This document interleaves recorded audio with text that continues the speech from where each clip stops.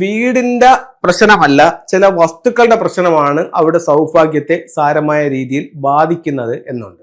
അപ്പൊ നമ്മൾ ആ വസ്തു തിരഞ്ഞെടുക്കുമ്പോൾ നമുക്ക് എന്തൊക്കെ കാര്യങ്ങൾ ശ്രദ്ധിക്കാം എന്നുള്ളതാണ് ഞാൻ ഇന്ന് നിങ്ങളുമായിട്ട് ഷെയർ ചെയ്യുന്നത്. ഒന്ന്, ആദ്യം ആ വസ്തുവിന്റെ ഷേപ്പ് എന്തായിരിക്കണം എന്നുള്ളൊരു ഒരു പ്രധാന ഘടകമാണ്. അത് നമുക്ക് സ്ക്വയറോ റെക്ടാങ്കിൾ ഷേപ്പിലുള്ള വസ്തുവാണ് ഏറ്റവും വാസ്തുയോഗ്യമായ ഭൂമിയായിട്ട് വാസ്തുവിൽ പറയുന്നത്. അപ്പം ഇത് ഒന്നുകിൽ സ്ക്വയർ ആയിരിക്കണം അല്ലെങ്കിൽ റെക്ടാങ്കിൾ ഷേപ്പിലായിരിക്കണം.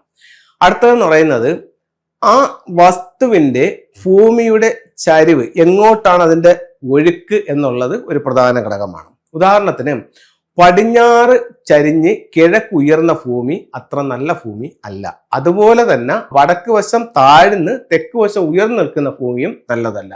ഇപ്പൊ നിങ്ങളൊരു ഭൂമി വാങ്ങിക്കാനായിട്ട് പോകുന്നു. ഈ ഭൂമിയുടെ തെക്ക് പടിഞ്ഞാറ് ഭാഗത്തേക്കാണ് അതിലുള്ള വെള്ളം ഒഴുകി പോകാനായിട്ടുള്ള രീതിയിലാണ് അതിന്റെ ചരിവെന്നുണ്ടെങ്കിൽ അവിടെ എത്ര പൈസ വന്നാലും കയ്യിൽ പൈസ നിൽക്കാത്തൊരവസ്ഥ ആ ഭൂമി ഉണ്ടാക്കും. മറ്റൊരു കാര്യമുള്ളതെന്ന് പറഞ്ഞു കഴിഞ്ഞാൽ ഈ ഭൂമിയിലേക്ക് വരുന്ന റോഡിന്റെ കാര്യങ്ങൾ. ഇപ്പൊ നമുക്ക് ഏത് ദർശനമുള്ള വസ്തു ആണെന്നുണ്ടെങ്കിലും നമുക്ക് വീട് വെക്കാനായിട്ട് കിഴക്കായാലും തെക്കായാലും പടിഞ്ഞാറായാലും വടക്കായാലും എടുക്കാം.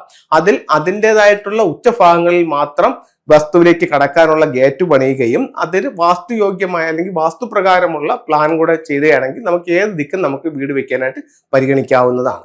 പക്ഷെ അവിടെ നമ്മൾ ശ്രദ്ധിക്കേണ്ട മറ്റൊരു കാര്യം എന്ന് പറയുന്നത് ചില റോഡുകൾ നമ്മളിലേക്ക് നമ്മുടെ വീട്ടിലേക്ക് അല്ല വന്ന് ഹിറ്റ് ചെയ്യുന്ന രീതിയിലുള്ള അത്തരത്തിലുള്ള റോഡുകൾ അതിനെയൊക്കെ നമ്മളൊന്ന് സാരമായ രീതിയിൽ കണക്കാക്കേണ്ടതുണ്ട്. അതുപോലെ തന്നെ വസ്തുവിന് സമീപത്ത് നിൽക്കുന്ന ട്രാൻസ്ഫോമറിനെയും നമ്മളൊന്ന് ശ്രദ്ധിക്കേണ്ടതുണ്ട്. അപ്പോൾ ഇത്തരം കാര്യങ്ങൾ ശ്രദ്ധിച്ച് വേണം എപ്പോഴും ഒരു ഭൂമി തിരഞ്ഞെടുക്കാനായിട്ട്.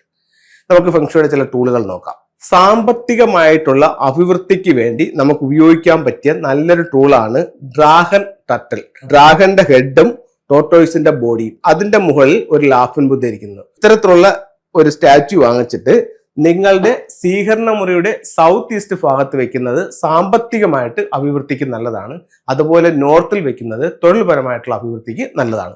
മറ്റൊരു ടൂൾ എന്ന് പറയുന്നത് ഒരു ജോഡി മണ്ടേരിയൻ ഡക്കിന്റെ സ്റ്റാച്യു ആണ്. ഇപ്പൊ കപ്പിൾസുകൾ തങ്ങളുടെ ഐക്യത്തിന് വേണ്ടിയും വിവാഹം നടക്കാൻ വേണ്ടിയിട്ടൊക്കെ ബെഡ്റൂമിന്റെ സൗത്ത് വെസ്റ്റ് കോർണറിൽ ഇത്തരത്തിലുള്ള മാൻഡേരിയൻ ഡക്കിന്റെ സ്റ്റാച്യു നിങ്ങൾക്ക് ഉപയോഗിക്കാവുന്നതാണ്. അപ്പൊ എല്ലാവർക്കും എല്ലാ ഐശ്വര്യങ്ങളും ഉണ്ടാവുമെന്ന് പ്രാർത്ഥിച്ചുകൊണ്ട് നിർത്തുന്നു. നന്ദി, നമസ്തേ.